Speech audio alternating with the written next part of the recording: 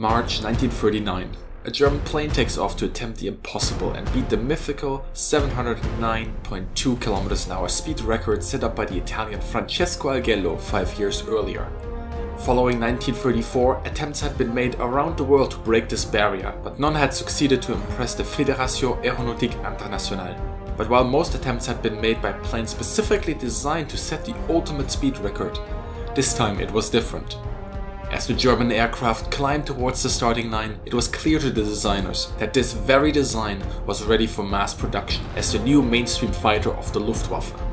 This plane was the Heinkel 100, and its final recorded speed 746.6 km/h. So one might ask, what happened? What is the history of this plane, and why did it, although on the surface ready for mass production and tuned for incredible speed, years ahead of any real opposition at the time, not end up replacing the Bf 109? This and more in today's episode.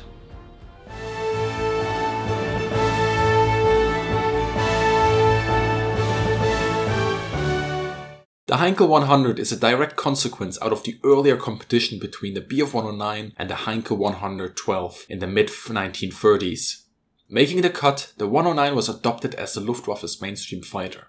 Heinkel, nowadays more known for his bombers, was not pleased. He thought he could do better and set off to produce an aircraft so fast that the Luftwaffe would be forced to accept his design. Speed, speed and speed, this is what mattered, and the faster the better. No compromise, no surrender, the record had to be beaten by a plane fit to serve the armed forces. In 1938, the first prototype Heinkel 100 rolled off the production line and initial problems were addressed. Powered by the Daimler-Benz 601AA, the same engine as the contemporary 109, the Heinkel 100 was slowly gearing up to show its older cousin the true definition of speed.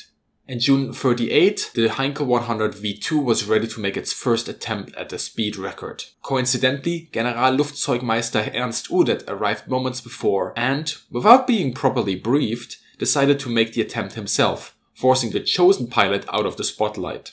He took off, flew the course, landed. Clambering out of his cockpit, sweating and traumatized, he was met by an ecstatic crowd. He had managed to push the Heinkel 100 to 634 km/h, faster than the Bf 109. Only later could he tell the engineers that during the whole flight, every single warning light in the cockpit had screamed at him to stop.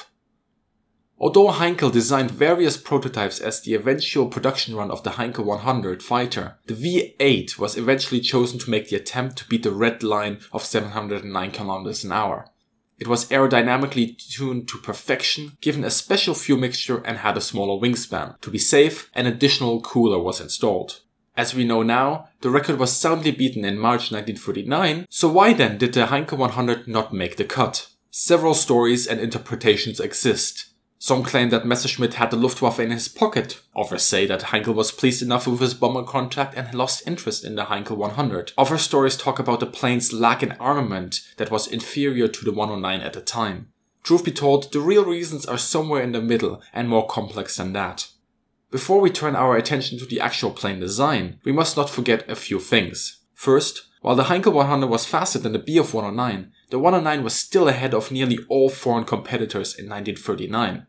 Only the contemporary Spitfire was able to balance out the 109 in some ways. This situation did change as the war progressed, and while the Allies started to produce top-notch aircraft, the 109 as a plane, although starting to show her age, stayed competitive through brute force. During the campaigns in 1939 and 1940, the 109 was also proven to be combat effective, and that with more firepower than what was planned for the Heinkel 100.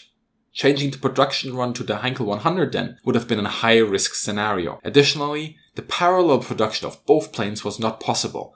Both aircraft had the same engine, of which there were never enough. Changing the Heinkel 100's power plant would cost months and decrease her performance significantly.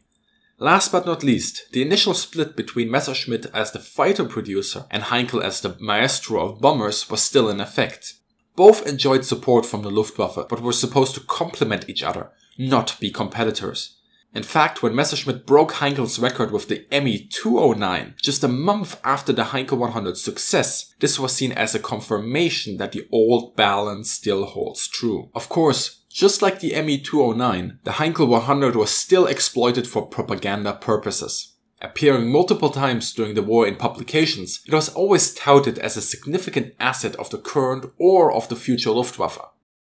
In fact, the propaganda use of the Heinkel 100 goes back to 1938, when Udet accidentally showed off the plane to some French officers on a visit to Oranienburg. As the story goes, when the French officers cautiously approached the Heinkel 100, which had just given them a demonstration of its speed, they touched its wings and burned themselves. Putain, mais sacre bleu. And this is where we turn to the origin of the Heinkel 100 speed and its ultimate Achilles heel. In order to achieve a clean profile of the aircraft, but still utilize the Daimler-Benz 601AA of the 109, the Heinkel designers developed a special cooling system that, for people like me with limited engineering knowledge, sounds close to magic. Essentially, as the cooling water for the engine was used, it was pressurized, allowing it to heat to 110 degrees Celsius without turning into steam. Once released, it would, as it were, chill out and become steam. This steam was forced into the wings, cooling down to a liquid state, and thus reintroduced into the engine as a coolant. It speaks a lot for the designers at the time that they managed to create this cooling system that, as far as the engine was concerned, did its job really well, even though the heat produced was enough to set off warning lamps here and there. Yet while they succeeded with the water cooling, they were still forced to construct a small oil cooler of the traditional sort. Now all of this sounds rather nice. No drag by a big water radiator is good after all.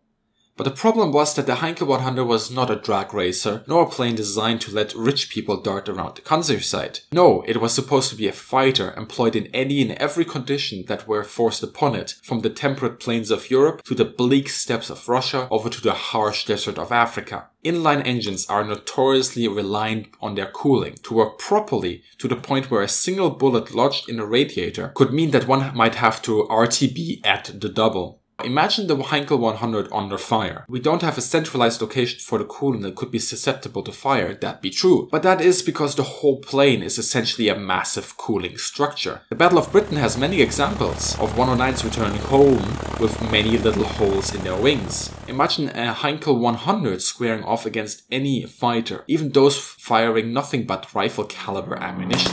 A few hits to the right part of the wing and you immediately have a leak, and maybe just not one, but multiple. Considering that speed can only do so much and that even faster planes were regularly shot down by slower aircraft during the course of World War II, the blistering speed of the prototype Heinkel 100, which would be somewhat different to the production run Heinkel 100, that much is clear, is not a defense of any sort. So while the deciding factors of the eventual dismissal of the Heinkel 100 will probably never be fully known, the combination of reasons, both logistical and technical, show a clear picture. The Heinkel 100 was simply never meant to fight. I hope that you enjoyed this video and learned something about a more obscure aircraft of World War II. If you did, award me with an Iron Cross via that like button, or don't, that's fair enough as well. And if you want, you can also support these videos on Patreon. As always, have a great day, good hunting, and see you in the sky.